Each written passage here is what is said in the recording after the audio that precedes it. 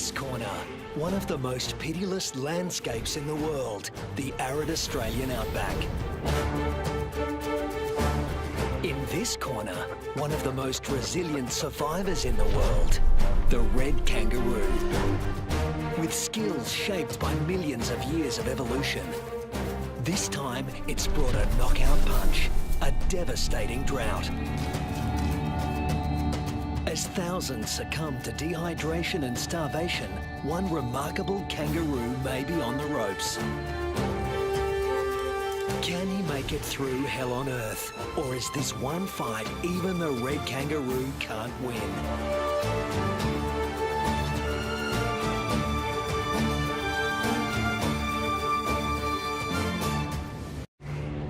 Australia, the oldest continent on the planet. Almost 3/4 of it looks like this. At its centre, it gets 5 inches of rain a year.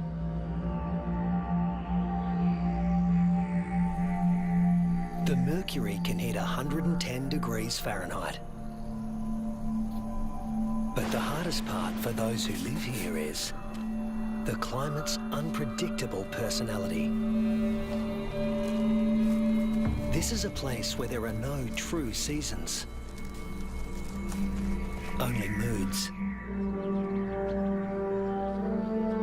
To make it here, you need to be able to roll with the punches and shift gears in a hurry.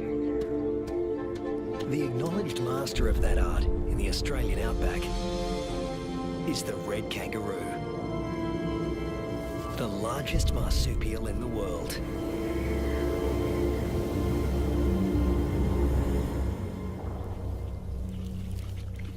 This female is pregnant. Red kangaroo females are almost always pregnant.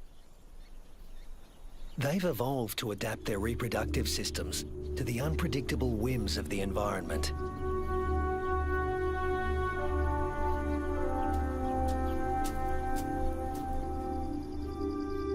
At any given moment, a female can have 3 offspring to care for, each at a different stage of development.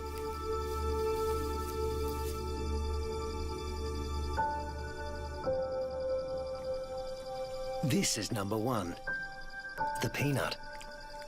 After 33 days developing in the womb, the newborn emerges as a blind, hairless, pink creature, roughly the size of a peanut. We call him Rusty. There's virtually no sign of the powerful hind legs we all associate with the kangaroo. He uses his arms to make the grueling trek up the belly to his mother's nipple, guided solely by instinct and smell.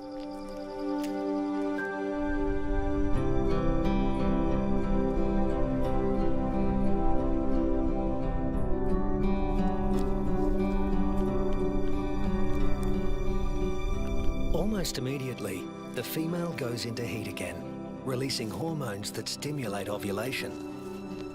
Once fertilized, the mother's endocrine system puts the development of this new embryo on hold. That's number 2. Its progress won't be kick-started again until the peanut reduces his suckling. Number 3 is the joey, who's spending some time suckling from outside the pouch and some out on his own in the big wide world.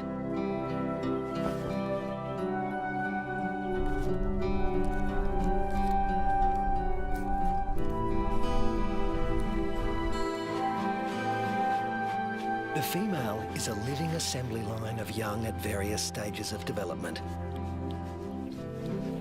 But when times are hard, the system has to be ruthless. She will cut off nutrition to the peanut in her pouch, and when it dies, she'll restart the embryo's development to take his place.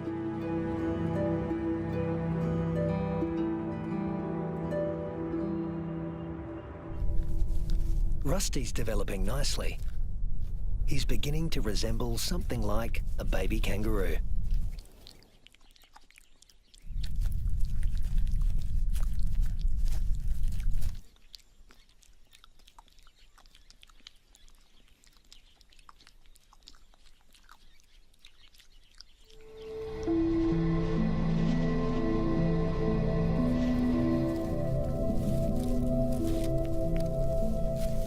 Now 3 months old, he can hear all the sounds of the world he'll soon be inhabiting. It's all so unfamiliar. It's not surprising he'd prefer to stay in the pouch for just a while longer.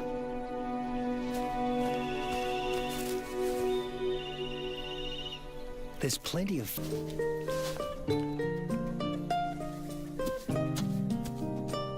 But Rusty's not the only one in the neighbourhood with a serious set of legs. An emu, the biggest native bird in Australia, announces his arrival.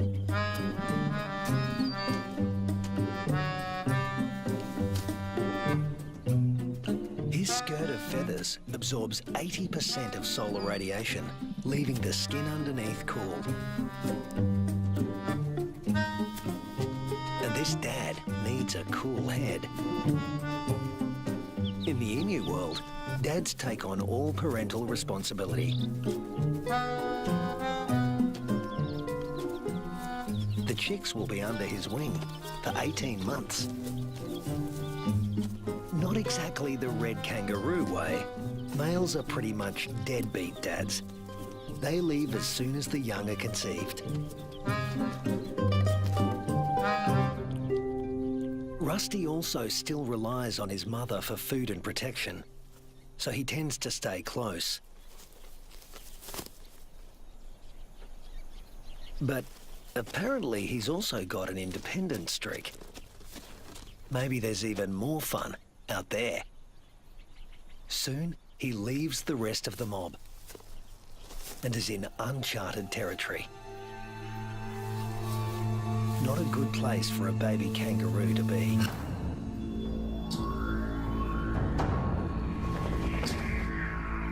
A wedge-tailed eagle, the largest bird of prey in Australia. And it likes to take young kangaroos.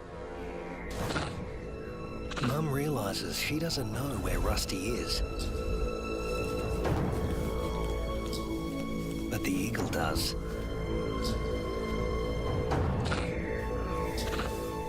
Rusty's big ears and instincts tell him something's not right, but he's too young and inexperienced to know what it is.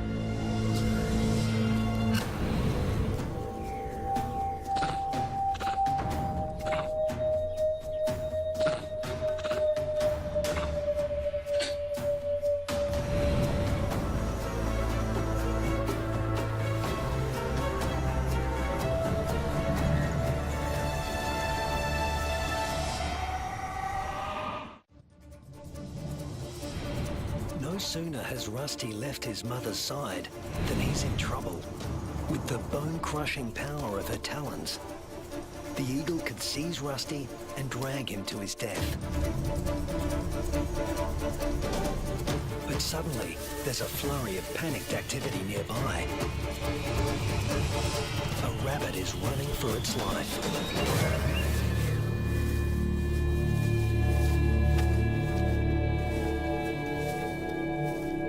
Luckily for Rusty, there was easier prey to be had. This time,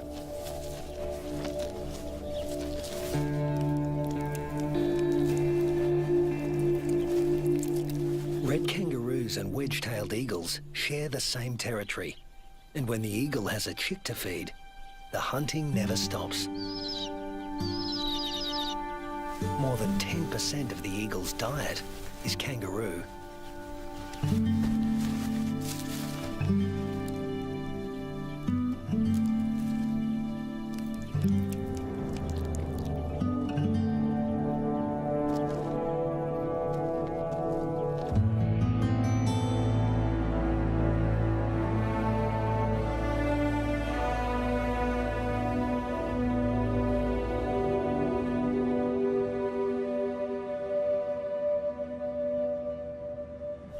Rusty is now 8 months old and a full-fledged joey, a juvenile that spends all his time outside the pouch. In a few months, he won't have Mum's milk to rely on anymore.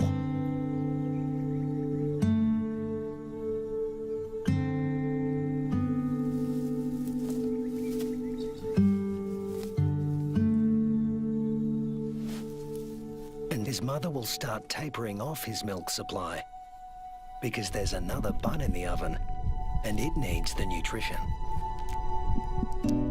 Mum's body now produces two totally different types of milk. A more dilute one for his tiny sister and a richer one for him. Each dispensed from its own nipple.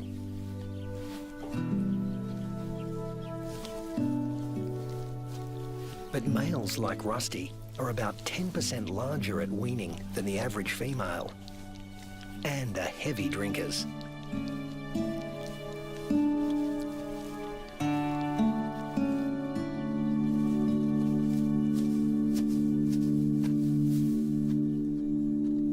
This is the kangaroo version of tough love. Rusty's mother cuts him off completely. Her milk is needed elsewhere. And Rusty is off to explore his wider world.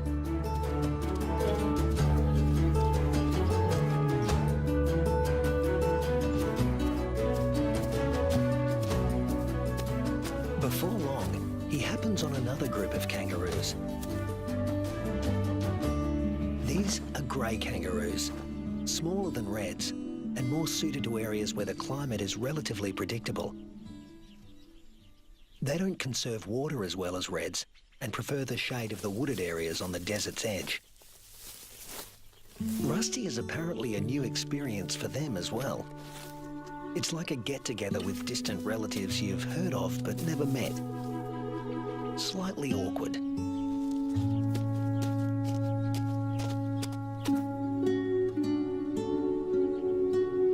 And here comes another branch of the family, wallaroos. Marsupials somewhere between red kangaroos and wallabies in size, who frequent the rocky outcrops looking for shade and water. If you live in a desert, water is a treasure, and its presence is never guaranteed. With no true seasons in this part of Australia, the only certainty is unpredictability. A waterhole is a gift from the heavens for many creatures. Emus, reds and wallaroos all gather to drink. But the relentless sun is turning the mud around the waterhole into clay, laying traps for the unwary. Rusty is not driven by the same intense thirst as his grey cousins. Reds have a kind of super kidney, which concentrates their urine, so they hold on to more water. While the greys have to drink more regularly. Their thirst sometimes drives them to unwise decisions.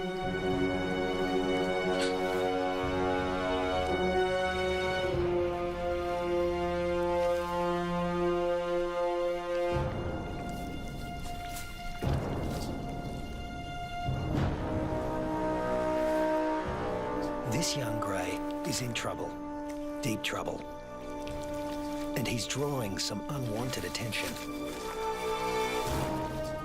A dingo. Dingoes will gladly take a young kangaroo under any circumstances.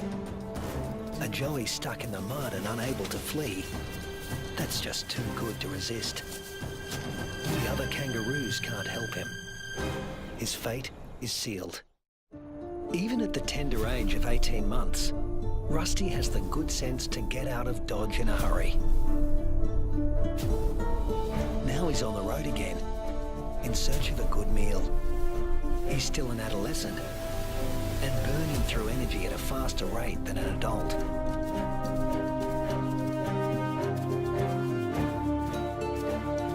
Kangaroo mobs can number in the hundreds, but this one is relatively small.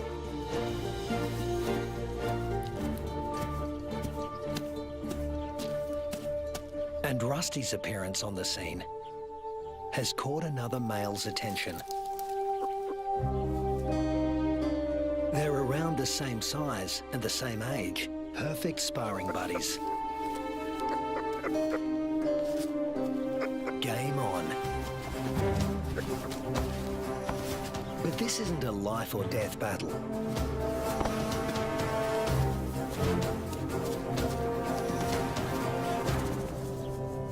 What they learn here will be crucial in later life, when the stakes are higher.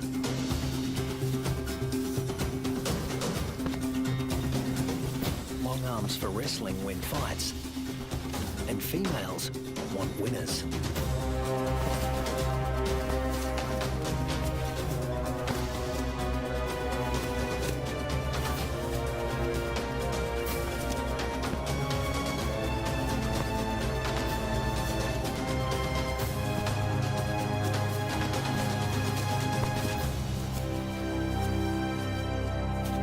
Rusty doesn't come out on top this time, but the boxing experience is invaluable.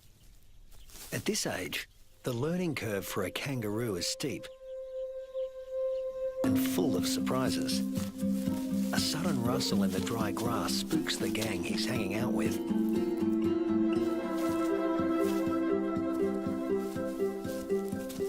But Rusty's the curious type. A shingle-back lizard, heavily armoured and with a thick tail that looks a lot like its head. Thus its other name, the two-headed skink.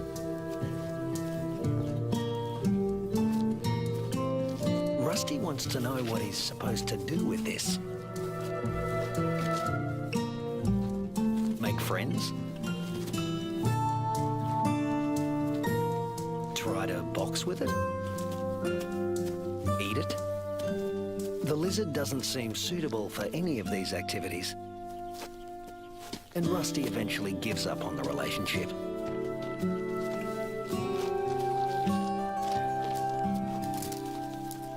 This part of the Central Australian outback has been hot and dry for weeks. The plants have been picked clean. When food sources dry up like this, red kangaroos are superbly adapted to survive.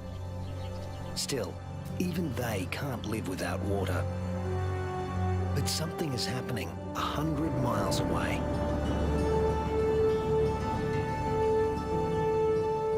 Where the sky has opened up and torrential rains are soaking the parched earth.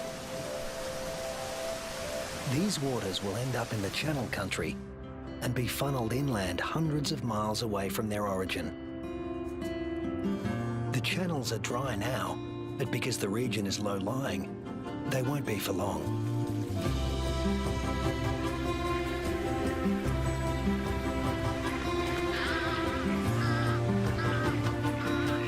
And what was once an arid wasteland begins to revive.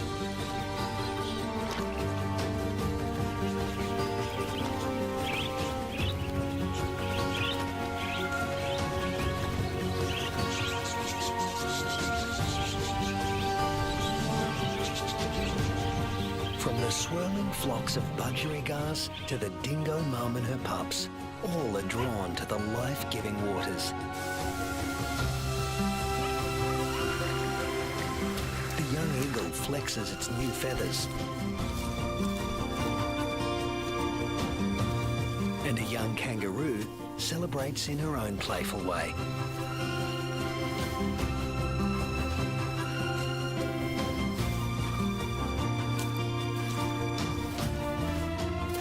Emus are water guzzlers, and adults can drink up to 4 gallons a day. Like all emus, the chicks revel in a cooling bath.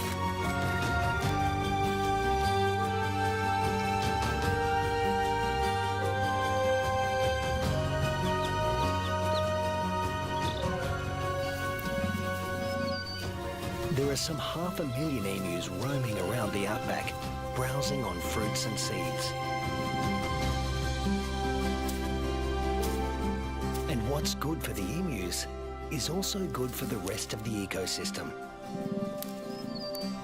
As they move through the bush, they scatter the seeds of the flowers and fruit they've eaten along the way, which will sprout and become new plants.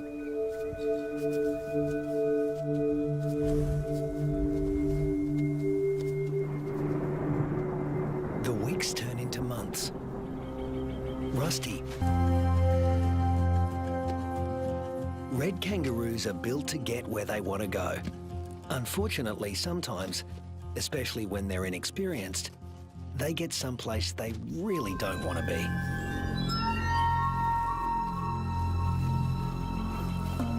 The inland taipan is the most toxic snake on Earth.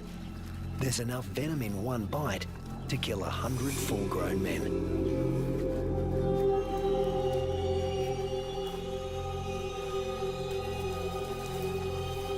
And it specialises in killing mammals.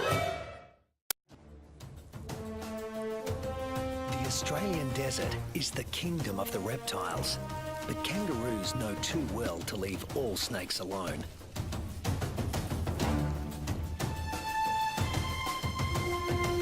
Brown snakes kill more humans than any other snakes in Australia.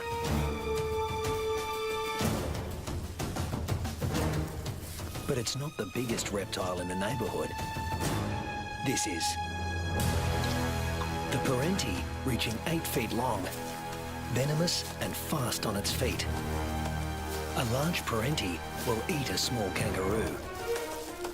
But today, it's got its eye on an eastern brown snake.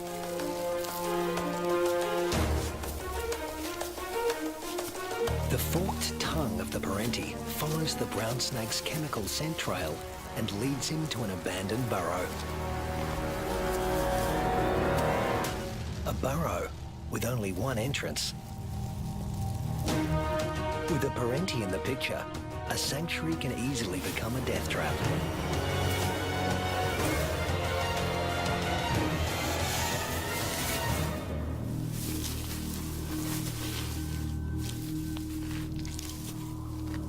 The body of one fearsome reptile disappears into the body of another.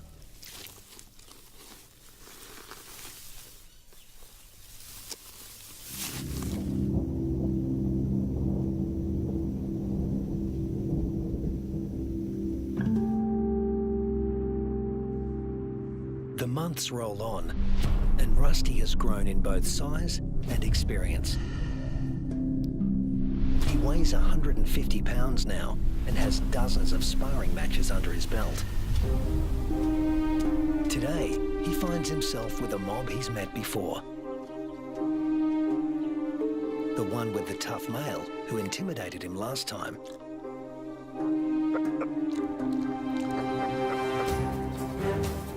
But that was 5 years ago, and Rusty's not running away this time. Each tries to attack his rival's head. Each instinctively keeps his own head back out of range. Although highly ritualized, fights between dominant males can mean a future as king or a loner, depending on the outcome. Testicles can be retracted. Don't want those damaged. Rusty, with the darker fur, is putting up a good fight, but the alpha male is more experienced.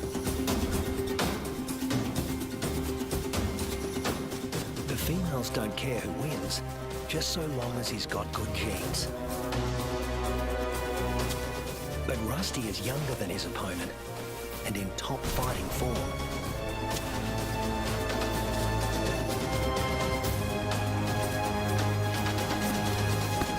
Finally, the king goes down. Now the mob is paying attention.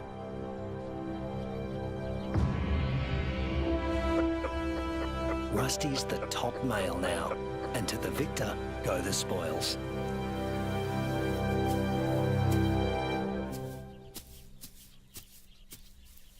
His first choice is this female, though he needs to give her urine the sniff test to make sure she's ovulating.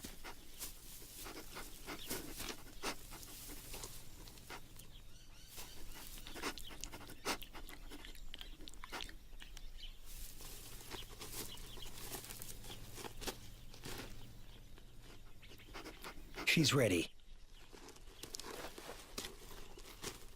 But Rusty has only a brief window of opportunity. She may only be receptive for a matter of hours. Better get to it. Mating doesn't take long, or wouldn't if there were only one female to consider. But Rusty's got miles to go before he sleeps. He's King Kangaroo now, and in addition to regular mating duties, he'll have to fend off other young roos who'd like to knock him off his throne, just as he did his predecessor. But that's not all Rusty has to worry about. The temperature is soaring and the land is drying out. Evaporation is sucking the life out of everything, flora and fauna alike. You can never tell when the weather will change, only that it will. And that's the origin of some of the red kangaroo's most amazing adaptations. They're masters of heat regulation.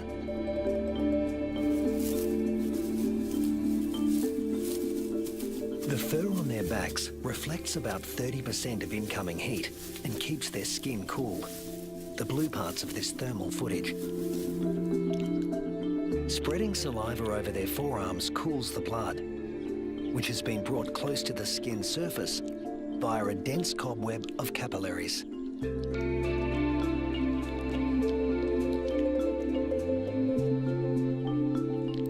With temperatures simmering above 100 degrees for over a week, a third of the males have already become infertile. If these temperatures were to continue for 3 more months, the number would more than double. Reds defend their sperm by licking their scrotums to keep them cool. And in contrast to their battle strategy of retracting the scrotum, males let their testicles hang way down below their overheated trunks, keeping them about 7 degrees cooler than at their cores. The sand, even a few inches down, is cooler than at the surface. Red kangaroos dig until they reach cooler soil. And then...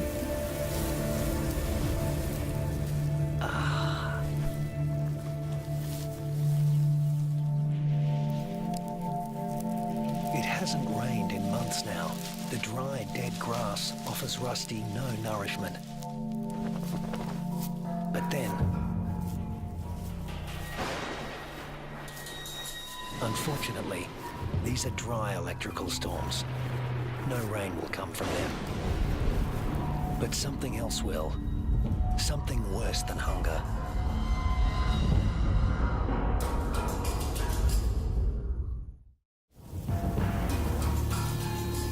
Lightning has ignited the dry grass of the outback. The kangaroos can easily outrun a grass fire. Almost 10% of arid Australia can burn like this in a single year. In a matter of hours, the fire consumes what little forage there is. Rusty has to move on. But there's really nowhere to go. Not this time. Parts of desert Australia are in the grip of a once-in-a-century drought, while heat waves smash temperature records.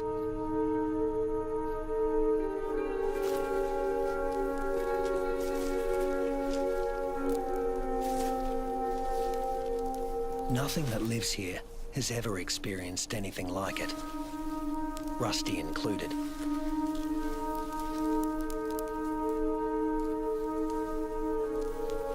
Some are suffering from severe malnutrition and dehydration. But if anyone can survive this, it's a red kangaroo. Human bodies are about 60% water. Rusty's is over 70%. Even in a heat wave like this, he can survive levels of dehydration that would kill most humans.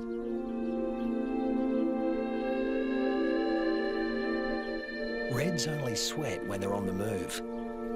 At rest, they pant, which uses less water than sweating. Raising their breathing rate to over 200 breaths a minute reduces their deep body temperature and cools their brains. And of course, they cover their limbs in cooling saliva. But there's a price to pay. Licking uses up precious water. If the drought continues much longer, this form of cooling will be too costly. The kangaroos stay under whatever shade they can find. When times get this tough, females switch off their milk supply. Maternal instinct is strong, self-preservation is stronger. Unweaned offspring outside the pouch are the first to die, and the young in the pouches are next. As it dies, the female reactivates her waiting embryo, but if the drought persists, it too will die, and she will stop reproducing altogether. Even Rusty, one of the strongest, is in trouble. In these conditions, the males are the first to succumb, especially the largest, who, like Rusty, need more food.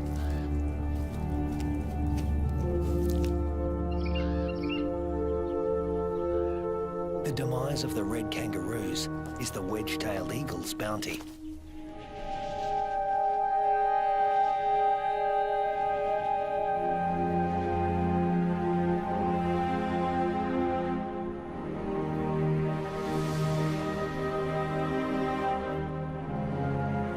And it's not just the kangaroos that are suffering. The drought is taking its toll everywhere. Predators turn on each other to protect a tiny piece of rancid meat.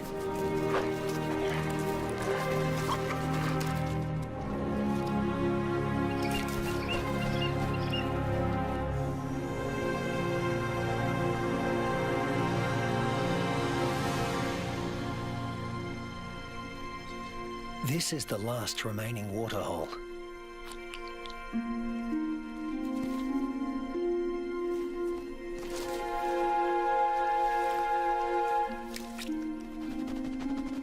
It's stagnant and salty. Ordinarily, the animals would never drink this water.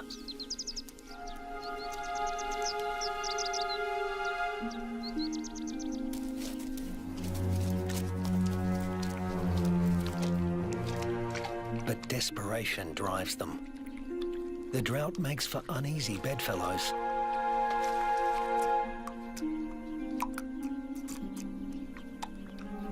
This is a sign of things to come. Heat waves in Australia are becoming hotter and more frequent.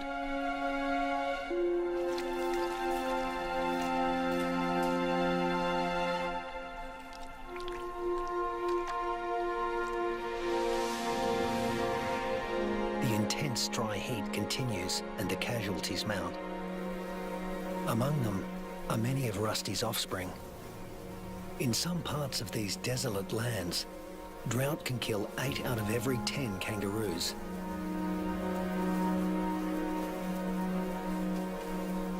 But Australia's desert inhabitants are a resilient bunch.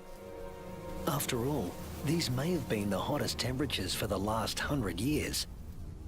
But these species have successfully weathered the climate for tens of thousands of years.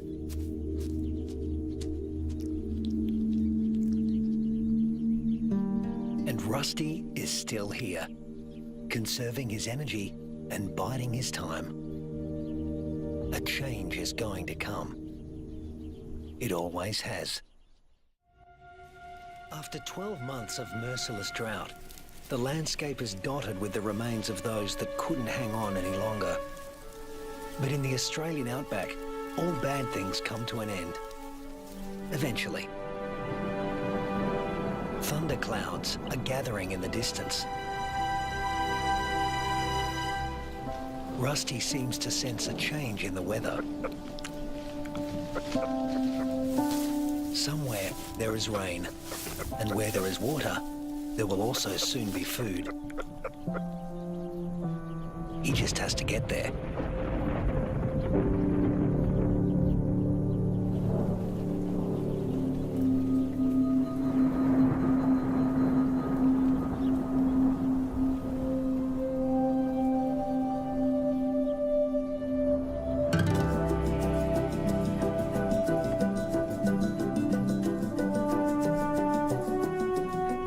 With what remains of his ebbing strength, Rusty heads in the direction of a storm.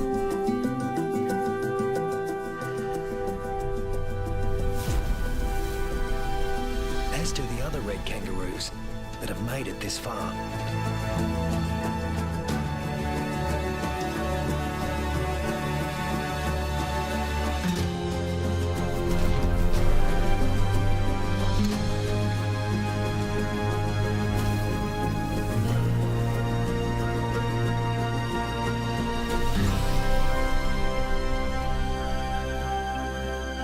When Rusty reaches the area watered by the storms, he finds a world restored by rain.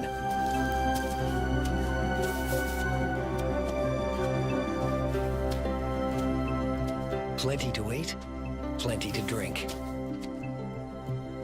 You can almost see the relief and joy in their hopping.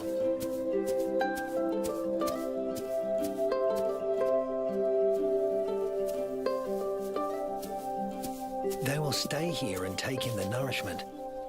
In only a few weeks, males and females will have their health restored, and soon they'll be ready to reproduce once again.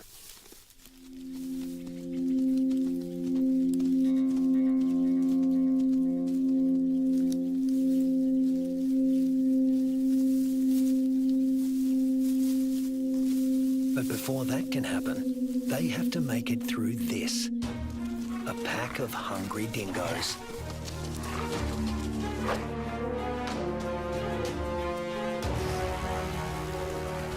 Hunting in a pack more than doubles a dingo's success rate. Normally, they go for the weakest kangaroos in the group. But a pack of this size can take down something bigger. Something like Rusty.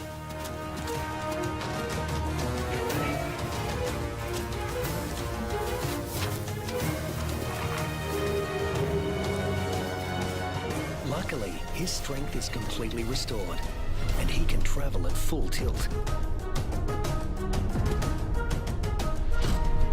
Rusty doesn't accelerate by bounding faster, but by bounding further. He lengthens his leaps, at times covering 25 feet in a single bound. Once he gets past 10 miles an hour, Rusty rockets along with little extra effort, while the dingo's forelegs need to move ever faster. Now hitting 25 miles an hour, Rusty's only using about half of the energy the dogs are putting in. They have no chance of catching him.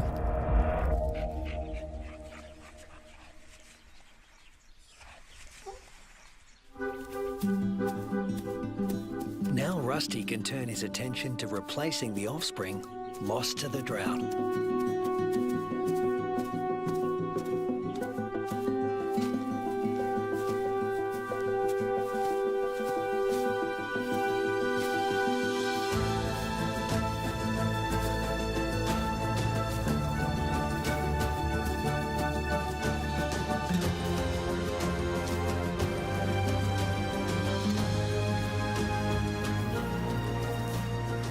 At 200 pounds, powerful, and in the prime of life, there's no question that he's the dominant male of this gang.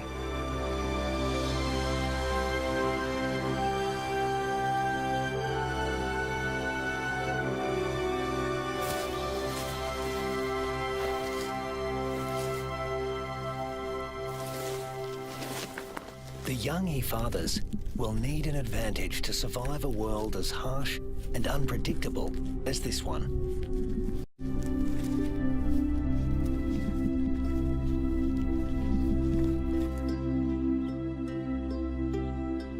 What greater advantage could there be than to begin life as the progeny of the undisputed king of the red kangaroo mob?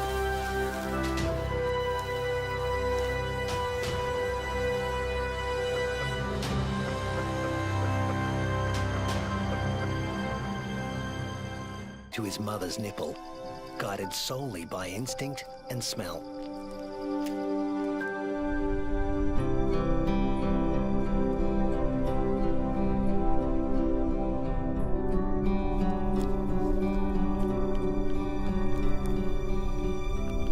Almost immediately, the female goes into heat again, releasing hormones that stimulate ovulation.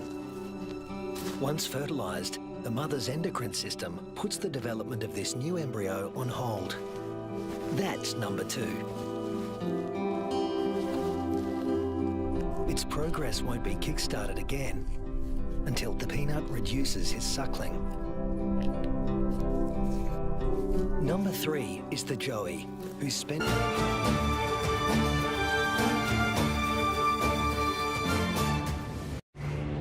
Australia, the oldest continent on the planet. Almost 3/4 of it looks like this. At its centre, it gets 5 inches of rain a year.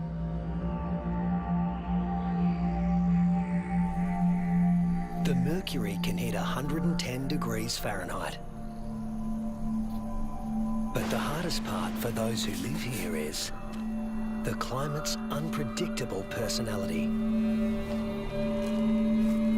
This is a place where there are no true seasons, only moods. To make it here, you need to be able to roll with the punches and shift gears in a hurry. The acknowledged master of that art in the Australian outback is the red kangaroo, the largest marsupial in the world.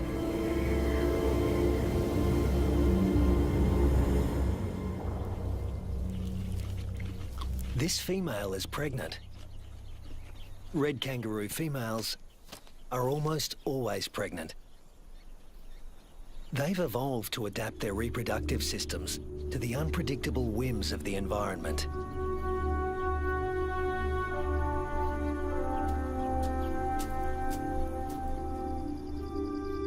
At any given moment, a female can have 3 offspring to care for, each at a different stage of development.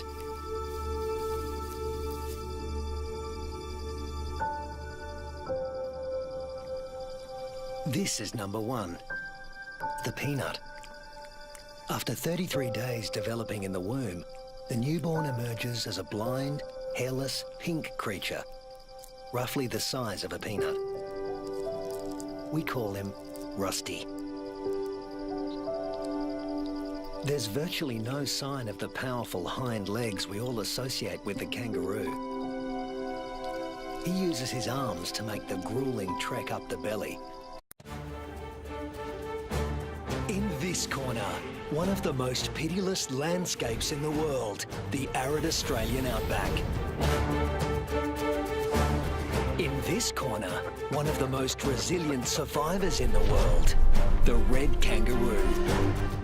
With skills shaped by millions of years of evolution, this time it's brought a knockout punch, a devastating drought.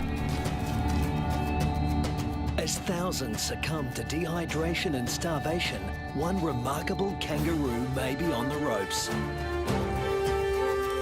Can he make it through hell on earth? Or is this one fight even the red kangaroo can't win?